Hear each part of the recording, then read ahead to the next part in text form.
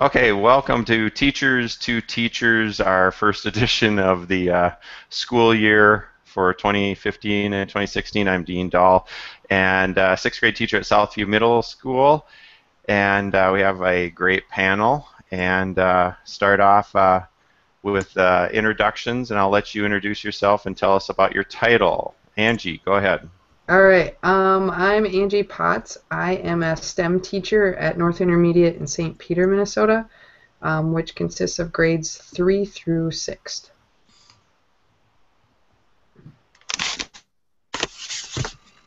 Eli.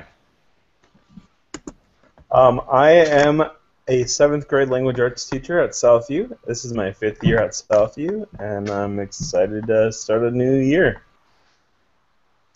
And finally, and I'm Megan. I taught at Megan. Southview, or I've been a teacher for the last 10 years, and this year I have the privilege of being a technology integration specialist for elementary schools. I've got 6 elementary schools in the Edina School District that I'm working with, and all of their teachers. So it should be good. We'll see how it goes.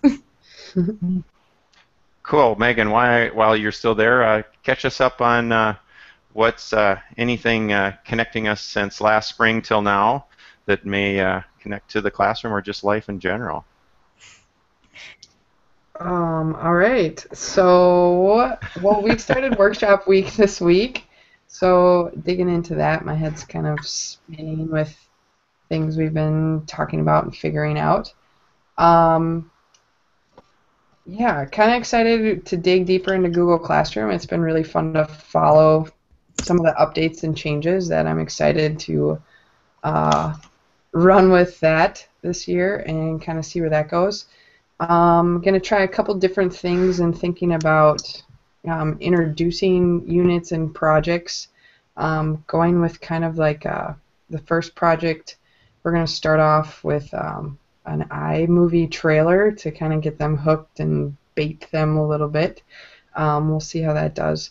And then kind of working a lot on my website to provide resources both at and away from school, since I see students once a week that there's some just trying to get extension activities and things at home where you can raid the junk drawer and do some really cool things or experimenting.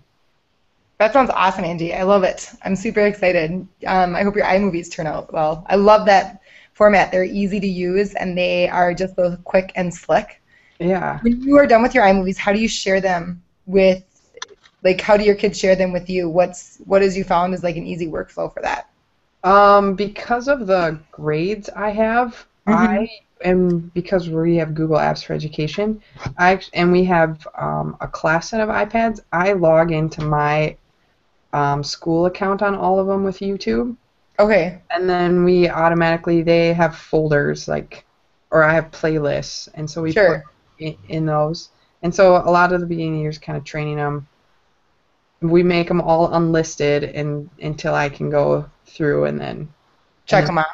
Yeah. Very cool. I like it. Yeah, so we're getting to the point now where some kids and families have subscribed to our YouTube channel and can see past like stop motion animations or different things that we've created. So that's awesome. Yeah. Very cool. I can go next. Okay. If that's cool. Or Eli, if you got something, you can go for it. Okay. Over the summer, I have just been reading a lot of blogs and trying to catch up on a lot of some of this elementary stuff. I'm trying to wrap my head around the elementary world.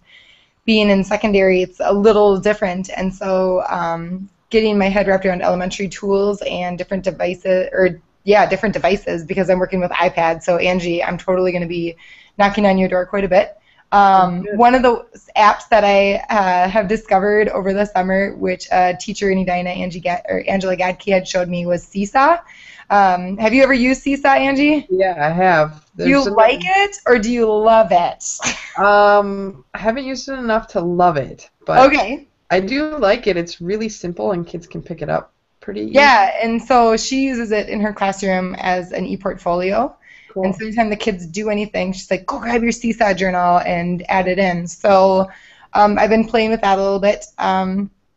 Other than that, to get ready for school, in the position that I'm in, I've been helping a lot of teachers get their websites up and organized. I've been trying to help a little bit with the digital citizenship. It's an interesting conversation to have with teachers because in the elementary world of things, the media center specialists, who are amazing people and do so much for their schools, they do a lot of the umbrella underneath digital citizenship. And so the conversation in a lot of buildings right now is, what is the classroom teacher responsibility for digital citizenship, and what is the media center specialist responsibility for digital citizenship? And so having that conversation between staff and our media, I feel like there should be a shorter way to say media center specialists, but they it's between the two groups of people, and everybody wants to do the right thing, and everyone's trying to do what's best for kids. I just think it's such an uncharted territory right now. I mean, we've only been doing this for the last, 5-10 years, I don't know how long, but for some schools, and so it's been an interesting conversation to have. And each school is a little different, which is kind of fun as well. So providing resources and just online resources and being a resource in the classroom is what I've been kind of focusing on for the while. So Cool. what I've been up to. Yeah, we will have to chat about cool things you see or implement or different things. Or I just need some cool ideas with that amazing tool of an iPad, because I know there's all sorts of things. Have you ever used, okay, sorry, Eli, I know your turn is next. Have you ever used 1, 2, 3 or something like that? I can't remember. Jenny McGarrett had it at a conference once, and it's like you go around and you ask people to see their work, and then you comment and video on their work, and then they can comment and video on your work. I can't remember the name of it, though. It's like 1, 2, 3. No, but I want to check it out. Okay, I'll find out what it is, and I'll let you know. Yeah. But I won't tell anybody else that's on this podcast. Great. All right. So this is the first summer I've spent not redoing my Moodle page or not looking into a whole bunch of whatever kind of courses the district was offering, and I'm totally fine with that because I went in today and just started looking at my Moodle page, and I'm totally confident in all this, and set up my Google Classroom account today, or set up new classes, and that was, it took, not that long to do, and I saw there's some updates, so I'm really excited to see what is new in the new year here for Google Classroom. I'm planning to use that even more, especially in my Dare to Be Real group, since I'm definitely the lead of that this year, whereas last year I was it was a little different, and so I'm hoping to integrate a lot more technology into that and using Google Classroom to have discussions before students actually get into the classroom and face-to-face discussions. So, yeah, that's the big things I'm thinking about right now, I guess. But there's always new things that'll come along, and I'm excited to check out some of these other things you're talking about. So, yeah. Cool. Talking about Google Classroom, there is, I'm going to show this. Hold on, I'm going to share my screen here because it's pretty awesome. Oh, wait, I don't know. We'll see if this works or not. Hold on, team. Sorry. As you're doing that, there are some neat changes I read about with Google Classroom, and the integration of Calendar, I think, is so great. I haven't played with it yet or see how it works, but at least reading what is there, it sure looks like it's a huge upgrade. Okay, so if you don't know Alice Keeler, she is awesome to follow on Twitter. Dean and I talk about her all the time because she's a rock star, with things that are coming out. Anyways, this is her website, and these are the 6 things that are new to Google Classroom. And so you can pin a post, which I like, reuse a post, post a question, calendar, due dates, and then a Google form. Hopefully, I haven't seen the Google form format. I haven't tried that one. Dal, have you tried that one for the start of school yet, or Eli? I don't think that's out yet. I think it's a couple weeks away. Yeah. Oh, okay. So yeah, it's next couple weeks, but it should be pretty sweet. So I don't know. I'm kind of excited about that. Yeah, I think it's going to be. We're going to have an episode totally on that. As far as I'll jump in. And as far as what connecting since last spring with Hasselbauer down in Dubuque, Iowa at a conference, and I'm connecting with what you're saying. Whose microphone is that? I don't know, but it. So it's good though. I can hear you. Okay, now how's that sound? Good. Okay. Eli. Eli. So, but what was interesting about it is exactly what you were saying, Megan, is that we presented on, digital life and went into digital citizenship, and I've got from people in this session that are asking for some guidance because there really isn't any curriculum out there for what to do yet. It's on everybody's mind, and I know that's one of the big two pieces I'm preparing for is how, here we at our school we have the one-to-one world that they have a powerful tool, and we saw how well it worked, and most of it was pretty great last year, but it's also a really powerful tool that kids sometimes get in trouble with, and how to be out ahead of that. And educating parents is so challenging because many times the kids know more than the parents. I don't know, anyone want to add anything to that, what they've seen or what they're going to prepare their classroom? I think, well, I can talk about the parent thing because I've been thinking more about that from like an all elementary viewpoint, and it is true, like there are questions that I'm wondering about as to how to educate parents and let them know, like, hey, these are the tools your students are using, and this is how you would use them if you're interested. And I don't know if like an open house for parents, or if it would be just an online tool for them to use, like access it at your own time. You want to hit as many people as you can. So I'm not really sure what would be good or how to do that, but I think that there should be some sort of communication, I guess, that I'm trying to figure out how to do. That is part of my plan, I guess.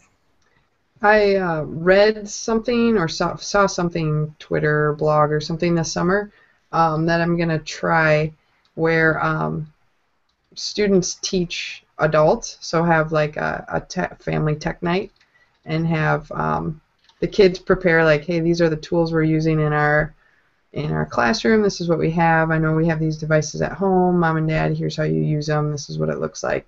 But then also provide that like in a video format that can be viewed at any time, or also to provide support within the school, I think would be a cool thing. To have like a geek squad. I love that. That's awesome. What was the district's curriculum that they had last year for digital citizenship? Is that something that's continuing? That Moodle course? Yeah, so we had, if you remember, it was in January, and we did a week or a month of, oh wait, Dean? No, he's not. All right, we had a month of digital citizenship. Dean is like bright orange right now. I don't know what's going on. Oh, nice. So we have like a month of digital, and each week we had a different topic, and then you were supposed to explore that topic in advisory. I know in my advisory we did it over, I think, 3 months. It took us quite a long time to get through the curriculum just because kids had other things going on in advisory. And then this year we're trying to we're launching it in September, so it'll start right away. So teachers have access to those resources and those Moodle courses, and then hopefully we'll try to figure out how that works. But yeah, I don't know, the secondary, like I talked a little bit about the elementary model, and the secondary model is the same, the Moodle course, and then I think Mike has adjusted some of our secondary technology specialist has adjusted some of those lessons to try to, because we had the same for 6th and 7th, so I think he's adjusting some of them for the for this year's 7th graders, so they won't have the same thing, but we'll see how it goes. What did you who created the curriculum, or did you use like Common Sense? Yeah, so I'm not sure about the history of it all. I know that we use a lot of, in the elementary, it seems like there's a lot of Common Sense Media, Yeah. that website, and so they use the digital passport, the whole program of the digital passport that you can create on there. But then our media center, the elementary media center specialist, would also cover like copywriting and researching and some of those a little bit more meaty ones versus the being kind and the character development ones. Okay. So I think that's kind of how it's working out. But this is the second year, so it's we're building the plane in the air kind of thing, which we gotta run with it. So we'll see. Yeah. So I can tell you maybe next month a little bit more about how it went and what we ended up doing and more of the details on it. I'm still a little not sure about how it's all going to shake out over the next couple days here. And early into next week, I'll be talking with teams that are teaching it and trying to get a better idea of what's going to happen and what resources they might need that I can support them with. Cool. So.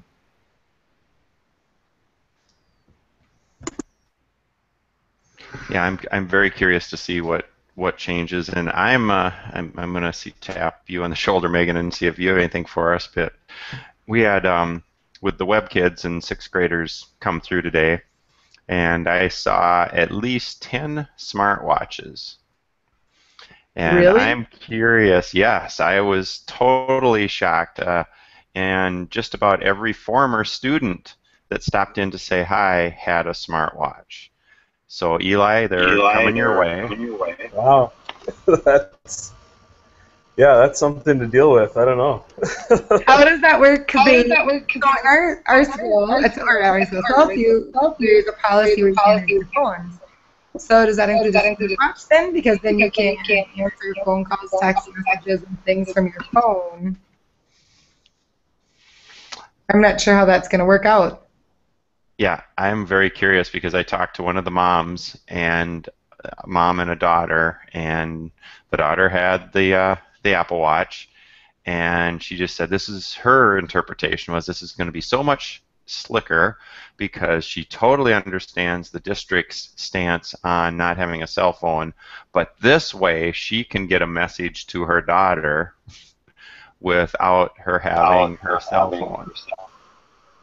That's such a funny rule. I wish that wasn't the default that parents go to. Because it's working again. Because that's not what we want them to have cell phones in the classroom for. We want them to have cell phones in the classroom as a learning tool. We don't want them to just get messages to their kids. That's like the easiest technology. You call up the school and it gets to your kid. That's an easy thing. You don't, that's not the point of why some teachers are upset that cell phones aren't allowed or not allowed. There's other things that you can use that cell phone for besides a text message of letting them get a message. I don't know. That's my soapbox. I think you should provide Google Glass to everyone. I wouldn't mind that. Eli, what do you think about it? What are you going to do when you see it in class? Well, I'm going to see how it goes, I guess. I mean, you'd think that you'd be able to kind of spot a kid who was messing with something on their wrist.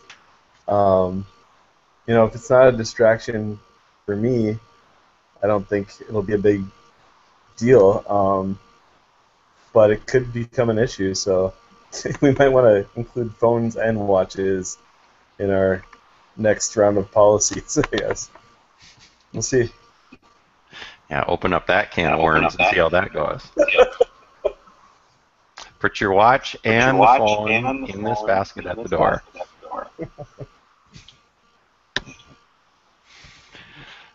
Anything else?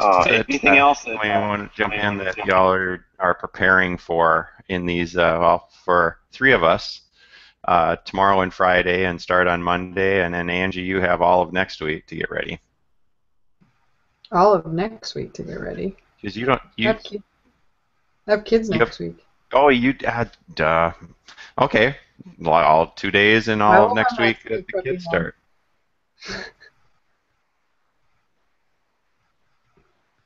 I don't know. I'm ready to go though. Yep, summer's over. We're ready. Bring them on. Yeah, I just got to make my seating charts and we're good to go. I'm really glad to have Megan in this position. I think it'll be really cool to see what happens in the district. So. Well, it's seeing already. 2 weeks in. This is third week in, and it's crazy how many policies and things that we talk about and brainstorm and discuss and figure out whether or not the teachers would be on board or if it's the best research-based thing for students. I mean, as much as I don't know, and I hate saying this because I feel like I've already like gotten the cloak of the district office on my eyes. But it's like, as much as we think about these policies that are coming out, there are people who really think and wonder and debate and discuss with each other whether or not it's going to be the best thing for our students and our staff. There's a lot of so which is good, but we'll see how it goes. Cool. All right. Okay, closing thoughts, Ange. I don't know. Kids are coming to go, full of energy. We're full of energy. Just run with it. Eli. I'm just glad to have kids who have a really strong foundation from 6th grade, and I'm excited to see where we can take them. And you know, even every year it seems like kids know more and more, so that's always something to look forward to see what they can do that I'm not expecting. So, yeah. Megan. If you are a resource, find it. There's stuff out there. I've been researching schools for the last 3 weeks, and there's a lot of information out there. Yeah, I can't wait to see what. Now you can just push all those things out there, just like Alice and Casey, Megan. I don't know if I'm going to be that good yet, but we'll try. We'll try. Okay, well, thank you all for coming tonight, and I think that wraps it up until next month. Cool. Sounds good.